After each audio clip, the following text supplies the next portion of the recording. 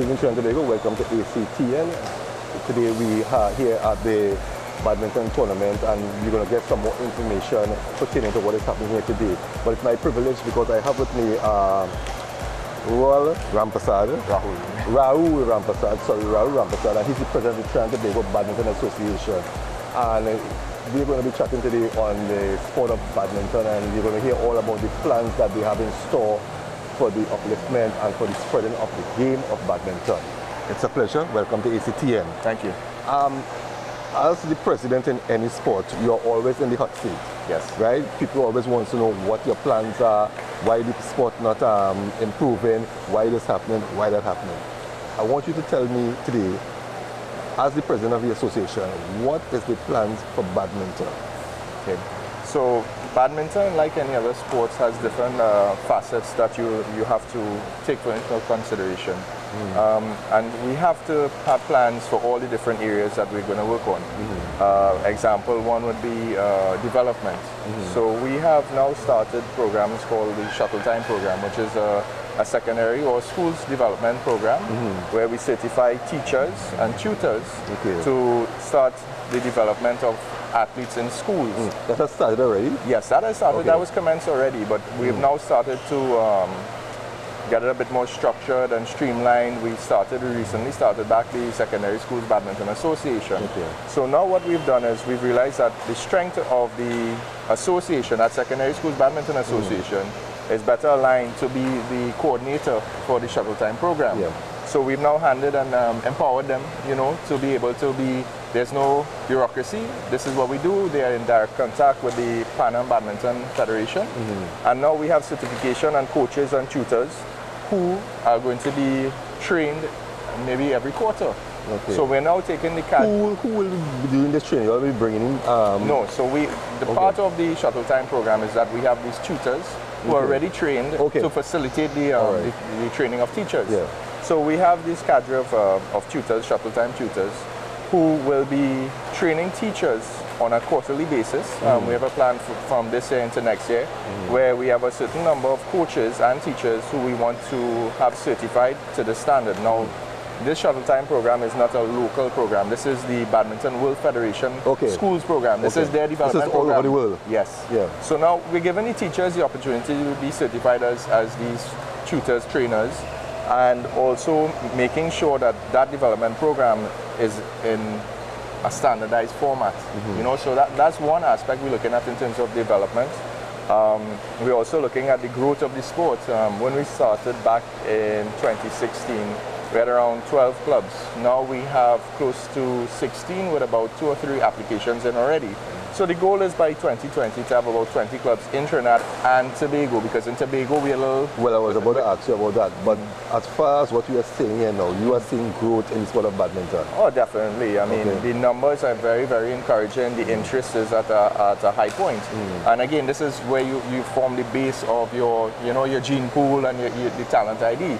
So we're looking at growth of the clubs, of the schools, trying to get those meshed into one format and going forward from there. But in everything you have, in anything you're doing, you have challenges and issues. What are some of your major challenges that you face, and has badminton acquired a home for the sport as yet? So we have had, I like to call them false starts. Badminton is like an engine that's about to tumble and get going. And early on in our term, we were fortunate in that the then Minister of Sport, Mr. Darrell Smith, facilitated badminton by granting us a home at the National Racket Center. And I would say at the beginning of this year, we've had some challenges with the facility and getting use of the facility, and that's why now we're at this other facility here, having these tournaments. So it has inhibited us in hosting as many tournaments, as many events that we would like to, because we were given a home but kind of had it yanked out from underneath our feet. So we're working with Sport Company right now at this time to see how we can rectify this situation. And I foresee in the near future that there's going to be some developments in the benefit of badminton. Okay. Now, some people will say that badminton is not widely popularized, as the other sports. What plans that you all have in place to have badminton out there. That's, you know, So in the public space. In the public space, Yes. yeah. So one of the ways we're going to do that is with the number of tournaments and the launch of the National Badminton League, so that you get updates on the papers and the social media and the media every single week. You're going to see more events being held locally. Right. Because, example, if you were number one, I were number two, currently as the number of tournaments we have, we might play 2-3 times a year. Yeah, but now when we have a league and when we have more tournaments where we're going to actually have incentives for clubs to host their own tournaments as well. That is good. So you may have, out of the 15 clubs, you might have 15 tournaments for the year, plus our league, plus our international tournaments. So we are going to increase the number of events and the frequency of these events over the next span of the next year. Now, you mentioned schools. Are there, like, you know how we have the secondary schools football league, you know, secondary schools track and field.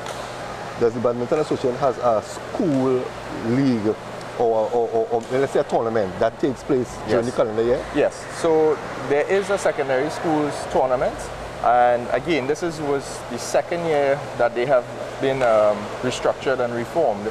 So I mean, I have to give them their credit. They've done an excellent job at launching or relaunching badminton into the schools. And what we currently have is we have a structure where they go out into the zones. So you have your zonal qualifiers. That I think that is actually starting in October. And then they have a finals in January. So it starts in the calendar year for the schools tournaments. And they have this tournament where last year we had over about 400 students participating. So it's a very nice turnout. What about coaches? Do you, the association, do you have sufficient coaches that as the sports grow, right? Let's say a rural community decides that they want to invest in badminton. Do you have sufficient coaches to send out? So again, like all sports, you asked us about our challenges, and coaches are one of the areas of, I would say, not concern, but it's an area that we need to develop. So we've started with the shuttle time program, and what we have found is that where you have a PE teacher or someone who is doing badminton in the school, they start to say, well, hey, I have some good players here. I want to start. I want to form a club. Because that is like the grassroots where you'll get. Correct. And this is where we have. This is the beauty of having these programs, because we have seen PE teachers who are from the area where that school is have started a club and have applied to be a club. So this is in terms of the growth and the coaches. What we have also done is we have standardized the programs that the Trinidad and Tobago Badminton Association will be rolling out to the coaches. So if, let's say, you're interested in becoming a coach, we now can give you a booklet and say, okay, this is the shuttle time program. We could even give you an app and say, look, this is the shuttle time app. Right? And then also our next level of certification now is going to be the Badminton World Federation Level 1. Right? So that is what we're rolling out in quarters, and we're introducing it into stages. So we have a cadre of coaches who were certified over years at the local level, but we found that the manuals being used were a bit outdated, the certification. It was too much margin of error in terms of how they were certified. And what we're looking, we standardize that now. That was passed by our AGM. And we have a 2-year period now where we're going to take all those coaches who are local certified and say, hey, you now need to be certified to Badminton World Federation level. And this certification allows them to coach anywhere in the world. Right? So we are looking to invest in the coaches by training them and also introducing new teachers, people interested, by having programs every quarter. What about funding? Because we know there's a big issue with sports right now. How are you all making out? This is one of the toughest areas, I must say. We've been fortunate over the last 2 years that we did get healthy subvention from the government. And with the economic times this year, it's been a bit harder for us. And that's why we weren't able to send out a huge team to the Caribbean Championships, if any at all. We had to stop sending athletes, which we normally send to the Pan Am Championships. It is very difficult. I mean, you can't hide it, you can't sugarcoat it. Yeah, that's true. Sports can't operate without a certain level of funding. We've been fortunate that, like anything else that you have a passion for, we have had members of the executive who will put out their own money to foot a bill. We've had corporate sponsors who've come in and have assisted us. But you know, it's an area that we need to address, like other sports. And I'd like to see that the government, you know, takes a higher interest and see what the so-called not popular sports or mainstream sports are doing, and come and see, you know, hey, the amount of kids we have here, what programs we put on, how our books look. You know, they always want to see the accounts. Yeah. We are up to scratch, and we're hoping that they take that into consideration and look at investing in badminton. That is the reason why I try to go to rural communities and do sports, because the football, the cricket, the track and field, they're all well taken care of. But there are other sports that have greater numbers, and when I say numbers, in terms of young people, right? And those are the sports that I tend to see not getting the recognition or the funding from corporate Trinidad and Tobago. And I always say sports is a deterrence to crime. Yes, I think what I would like to see is that the Ministry of Sport, they incorporate into your subvention. You know, you have to have your agreement with the government, stating that, you know, listen, if we are supposed to be provided, part of our scope must be that we work with children in homes and in rural areas. And you know what? You just come and you audit and make sure that we do these things. And then we're given funding. And another aspect of badminton now that we have started probably within the last month or so is para badminton, right? Explain. Para badminton is like the Paralympics. So there's different grades of abilities in that sport, and we are now being provided the opportunity to send a coordinator and a coach for training. I think it is in Brazil, in October in Brazil. They're going to be trained, so when they come back, we have someone who's going to be coordinating with our Paralympic committee in Trinidad and working with them towards starting para badminton in Trinidad. That's a great idea. That's a great idea, because sometimes in sports we leave out so many times those underprivileged, or the ones that you call para. Because I mean, look at Marsha Kane and Akeem Stewart. I mean, they have done great. I mean, with badminton, we have a special recognition for athletes with those abilities. The reason being, we had one of our most famous coaches was a right arm, left hand. Yes, Trevor Smith. Yes. Trevor Smith was a left arm player. Icon in badminton. Lost his arm, came back and won a tournament at right. So he is an example for anyone who wants to see what you can do in badminton with abilities. So we already have that model. We have that icon, as you say. So for us, it's not a challenge. It's just to get the certification and know how to train these athletes and how to work with them. We have not had a badminton player qualifying for an Olympic. Do you see that in the near future? And who are some of the players that right now that you feel with proper coaching, mentoring, everything can reach to a very high standard? So we are in 2018. I would say that it would be very difficult, if near impossible, for an athlete to qualify for 2020. Because not on ability, more so on funding. Because you have to travel to a lot of international tournaments to get the world ranking points to even qualify for the Olympics. The process of qualifying for the Olympics is one of the hardest, in badminton, is one of the hardest sports to qualify for. You have to be in maybe close to top 50 to top 60 in the world in your discipline. That's for singles. In doubles, you're talking about the top 20. We have some athletes that have the potential right now with the proper coaching and guidance that can, I would say for 2024 would be a more realistic version, but we need to have certain systems in place, right? We must have the funding available to us, we must have the home available to coach, we must have the level of coaches to work with the athletes. So it's a number of factors. Yes, but we have the raw talent. We have the raw talent, we have the numbers, and we're going to increase the level of competition. So we're starting and working on getting those things in place to give them the opportunity to do that. But we also need the assistance from the government. And I can see it happening. I can see by 2024, 2028, we have more than one athlete fighting for that spot. Who that may be, well, I can't say out front. Maybe they might come from the program that you started in the school. I think it could be one of these athletes from behind us here. 2028 is 8 years, 9 years away, you know. So it could happen. Is there anything you want to share with Trinidad and Tobago before we wrap this interview? I think, you know, if you're ever interested in badminton, check out our website, ttbadminton.com. It's the fastest racket sport in the world. You think, you know, like football, you want to take a sweat, it's not only competitive badminton. Badminton is a social sport. We have a huge number of over 40 athletes who participate in the sport. But so you all have like a over 40 league or we call them masters. Oh, We don't call them over masters, 40. So we have a over 40 masters tournament, and that's an arm of the national championships. So when you have the seniors, you have masters right going on the same time as them.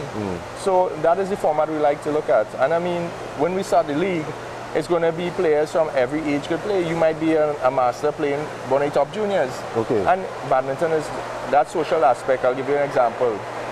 By numbers in England, do you know badminton is the second most popular sport? More than cricket? Right? In England? In England, okay. right? The home of football and cricket and well, badminton to a certain extent. So come, try it out, check our website. We have contacts with the clubs in your area. Come down, try badminton. So you are seeing a bright future for the sport of badminton? Definitely. Well, what I can tell you here is that I can promise you that I'm going to do the same thing I did for boxing, because we are the official station for amateur boxing.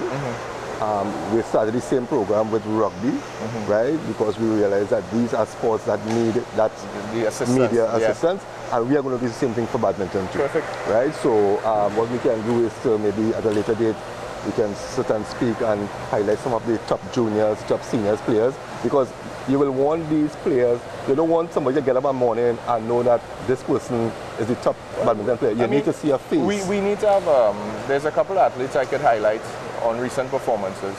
We have Shakida Debole. She recently competed at the the Caribbean Championships, and she was in 3 finals in the Under-19 International, as well in the Senior International. I think she was in the semi-finals or the finals of one of those events as well. On top of that, she recently, I think she got something like 9 1s and a 2 at TXT. So that balance of sport and academics is something I think we should highlight. Yeah? Well, Rahul, it was a pleasure chatting with you, and I can assure you that I will give you the support that you need in the sport of badminton. Thank you. Welcome back to Saturday Sports. We continue having discussions with members of the Trinidad and Tobago Badminton Association. Joining me now is the PRO, Susan Maharaj, which is also the president of the Trinidad and Tobago Secondary School Association. Welcome to Saturday Sports. Thank you very much. So, what can you tell us about your plans for the development of badminton in secondary schools? Well, last year we really started off with a bang, and we had championships which was held in October. And we had a really good response. We had about 43 schools, about 280 student athletes, about half boys, half girls. So what we found happening was that in the preliminary stages, they weren't getting sufficient playing time, and we really wanted to encourage more athletes to play competitively. So we are changing it this year. What we're doing is introducing a league. The league will be held in each of the education districts. We have 7 education districts in Trinidad and 1 in Tobago. We will confine it to Trinidad for now. There's certain things that we have to put in place for Tobago. And so there will be a round-robin type competition within the education districts. So schools will play against schools, and this way more athletes will play. Changes we have made this year as well is last year we had just one sort of tier, in that it was just all students in secondary schools. This year what we have done is divided it into tier A and tier B, because we have national athletes and we really want to encourage everyone to play, and sometimes it's a little intimidating. So what we're doing this year is tier A will be for athletes who have taken part in at least one national competition. And tier B will be for everybody else. So they will be taking part in under 13, under 15, under 17, under 21, because we do have Form 6s. Really? Yeah. That is wonderful. Pardon? That is wonderful. Right? And it will be in girls singles, girls doubles, boys singles and girls singles, boys singles, girls doubles, boys doubles. So it will be those 4 categories. No mixed doubles? No mixed doubles, because we have schools that are unisex schools, and we haven't found a way to sort of surmount that yet. So we have to, that's will future plans. And there will be winners in each of those categories in each district, and then we will have a 2-day national championship in January 10th and 11th, from which the champions in those divisions will be chosen. So what we're hoping is that the length and breadth of Trinidad, because we have Southeastern District, we have Northeastern District, Caroni, Victoria, St. Patrick. I know I've left out some, but I can't remember at this point in time. So they will be playing everywhere, utilizing school facilities. Wow, that We is have actually wonderful. done an audit of the school facilities, so we know which schools have courts, multiple courts, etc. And I think in that way we really will get the school administration involved. We will get the schools themselves energized, because right now in South is football, is cricket, Yeah. and badminton. It's not really in there. So that's really what we're planning to do, and we're hoping that by this time next year we can get it up to 55, 60 schools taking part Wow. in it, and about upwards of 400 players taking part in it. And the other thing that will happen is once this is going on, schools will start clubs. Yes. You will have these badminton clubs from which these athletes can come into the national stream. Okay, that is fantastic. And how do you see the development of badminton in the association going on? Well, I'm really excited. We have a dynamic executive team. The way we work, like I said, is that we have almost, not independent, but we have managers within each area who's able to look at what is going on badminton in that area and respond to it on the ground. Rather than an executive saying this is what we want to do, Yeah. they will be close by. So I see the development in a positive way. I think many more athletes will be taking part. We're also doing training for teachers so they can actively coach within their schools. We're looking to train umpires, which we are doing now. In fact, a couple of our teachers are on courts now, completing their umpire training. So I am beyond excited about badminton. I think that it's going to go back to a significant sport in Trinidad and Tobago, which is where we want it to be. I think that the plan that you have is very well, and it will have a tremendous impact in the local community, because that is what sports need. And the fact that you are involving everyone, the teachers, you have managers within districts and so on. So the development of badminton seems to be on the right direction now. And stay tuned, and we will continue having discussions with a member of the Trinidad and Tobago Badminton Executive. See you soon. Hi, Joanna. Hi. Welcome to Saturday Sports. How have been your experience so far in the tournament? It has been really good so far. So far I've been a coach, so I'm trying to, get the younger ones out there and I motivate them. So you're a coach athlete. Well, yeah. So which one would you rather, being a coach or an athlete? Well, I would think coaching easier, but still, things have been so far. I'm an athlete, but the training, yes, I had to pay in the training and the time and everything, but How long you have been playing badminton now? about 3 years. Wow, with the Shuttle Force With badminton Shuttle club? Force, yes. Okay. In how many national championships have you participated? Wow, that is great. So you have been there for a while. Well, yeah, a little while. What have been your biggest accomplishments so far? My biggest accomplishment was, let's see.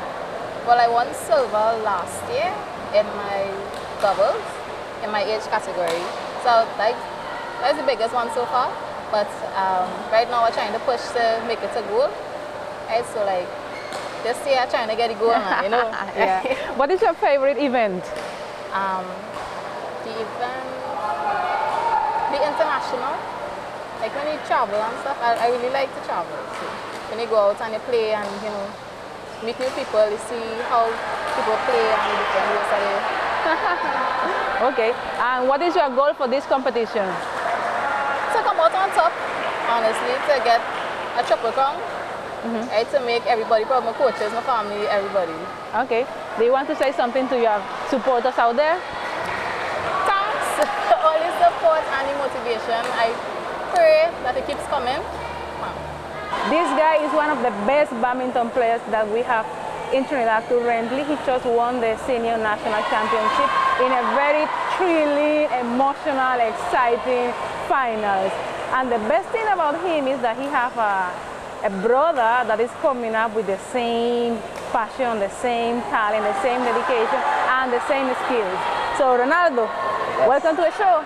Thank you for having me. What was your experience like when you won the senior championship? Actually, it was very emotional. First of all, it was a nice experience. It was surprising for me because the person who I played, Millen, he's from Germany, and obviously I didn't expect to win, but obviously coming on to the third game, I had him close to 19-11, and it was just, I was like, no, I have to win this game, I have to win this game. So, and I just keep pushing myself, and it was a wonderful experience. So the best I ever had since I played badminton. For how long you have been playing badminton now? This is my 8th year playing badminton. Really? And you already won a national title? Yes. Wow. Is this your first year in the senior category? Yeah, first year in seniors. You are so lucky. So which have been some of your biggest memories in the sport so far? So far it's been the 3 years I've won the singles title in under 17, and then 2 years in under 19, and also in Caribaco in the Caribbean Championships, where I won bronze with Jada Renales. I won bronze last year, and we won bronze in team events as well. How your training routine is like? Well, actually I train 6 days a week, 2 sessions every day. So it's very tough, but I push myself at every session. Yes. So what is your goal? My goal right now, my goal is to at least bring my world ranking to the top 200, and also as every athlete's goal to represent Trinidad at the Olympics. Wow. Yes. Which Olympic? 2024. 2024. Okay. 2024. That's great. I'm looking forward to see you there. Thank so you. tell me about your brother now. Well, he's another one. We all know him. His mouth is very there. His support-wise, he's there. Travis is somebody. He's one of a kind. Seeing him play on the court also encourages me to train harder each time, because he's there supporting me right through. He's a brother that he plays well. He supports me as well as, and I try to support him as much as I can. And yeah, he's really taking his training to another level now. Wow. So what do you want to tell to your supporters out there? I would like to say to all the supporters, all the fans of badminton, that it's a wonderful sport. Who feel cricket and football is better than badminton, you're all around, but you all should come see badminton and start taking part in badminton as well. And joining me now is Travis Sinanan. Hi Travis. Hello. How long you have been playing badminton? 7 years. Why badminton? I like badminton because it's an inside sport, and I like the eye-to-eye coordination. Wow. What have been your biggest accomplishment so far? Winning the singles title last year. And I know that you travel abroad, you participate in Caribacos. How your experience has been like? It was very good, sometimes a little tough, but good. One funny question for you. How do you feel having an older brother which is already a badminton champion? I feel good seeing that he could help me in many different ways. So yeah. Okay, say something nice to your mom, your dad, and your brother to the camera. I thank my mom, my dad, and my brother for all the hard work and all the times they helped me in reaching this fine badminton. So thank you, family. This has been Travis Sinanan, one of the promising talents of badminton. Very soon you will see him on the international stage winning a lot of medals. And well, viewers, we have come to the end of another edition of Saturday Sports right here on ACTN TV.